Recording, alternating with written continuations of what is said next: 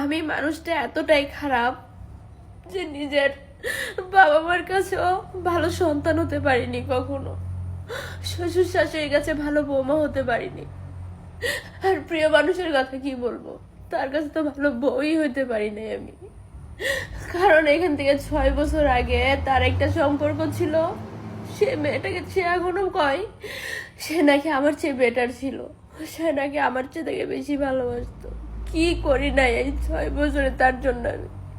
কিন্তু দিন শেষে আজকে কি শুনলাম, আমি নাকি ভালো না, আমি তাকে মানসিক শান্তি দিতে পারি না, সব সময় নাকি আমি তাকে মানসিক টর্চার করি।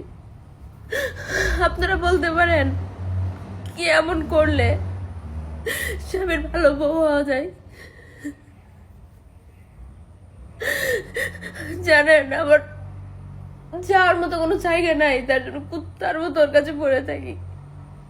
কিন্তু আজকে দিন শেষে আমার কিচ্ছু নাই, কিচ্ছু নাই, সে আমাকে ছেড়ে ঠিকই চলে গেছে। দোষটা দিয়ে গেল কি আমি খারাপ, আমি খারাপ, আমি তাকে মানসিক টর্চার করি সব সময়। আমার ভিতরে তো কোনো টাকা পয়সার লোভ ছিল না, আমার ভিতরে লোভ ছিল খালি একটু ভালোবাসার, আর কিচ্ছু না। কালকে সারা রাত আমি একা একা কান্না করছি, তার একটু একটু মন গলে নাই আমার প্রতি। আমি কোথায় যাব, কি করব, কিচ্ছু বুঝতে পারতেছি না। দিন শেষে একটা কথাই বলবো, সে যদি আমাকে ছাড়া ভালো থাকে, ভালো থাকুক, জীবনেও তাকে আমি আর আমার বাসায় জায়গা দিব না।